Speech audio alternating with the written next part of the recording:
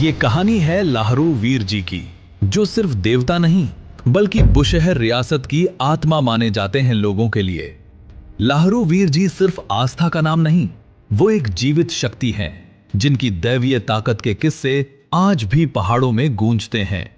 मान्यता है कि लाहरू वीर जी का उद्गम गानवी गांव के पास एक विशाल चट्टान ढाक से हुआ। कहा जाता है कि उस चट्टान के भीतर देवता का रहस्यमय महल था जिसके 7 दरवाजे थे।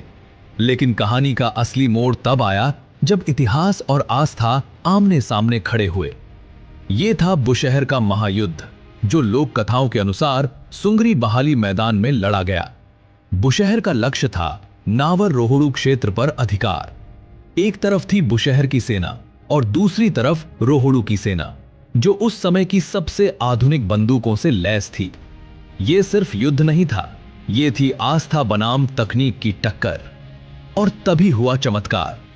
जैसे ही बंदूकें चलीं, गोलियां तेज रफ्तार से आगे बढ़ीं, लेकिन बुशहर के सैनिकों तक पहुंचने से पहले ही हवा में ठंडी पड़ गईं और कंकर पत्थरों की तरह जमीन पर गिर गईं, मानो कोई अदृश्य ढाल पूरी सेना की रक्षा कर रही हो।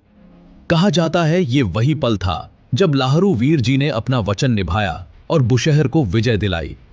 इस दिव्य हस्तक्षेप के बाद बुशहर रियासत को एक ऐसी ऐतिहासिक जीत मिली जो आज भी लोक गीतों में गाई जाती है। लेकिन कहानी यहीं खत्म नहीं होती। 15वीं से 16वीं शताब्दी में बुशहर के राजा ने इस चमत्कारी विजय के सम्मान में अपनी रियासत का विशाल हिस्सा, जिसे खुंद कहा जाता था, लाहरू वीर जी को अर्पित कर दिया। यह क्षेत्र फैला था कुल्लू के कसौली खड्ड से किन्नौर के नाथपा तक। लाहरू वीर जी को मिला बैठा राज, यानी एक स्थान से शासन, और रक्तबलि रोकने के लिए मंदिर के दूसरे देवता लाचा को मिला चलता राज। इसी लाचा देवता के नाम पर यह पूरा क्षेत्र लाची कहलाया। यही है कहानी, जहां एक देवता, एक युद्ध और एक परंपरा पूरे इलाके की पहचान बन गई। अगर ऐसी रहस्यमयी देव कथाएं आपको पसंद हैं तो कमेंट्स में जरूर लिखें। जय लाहरू।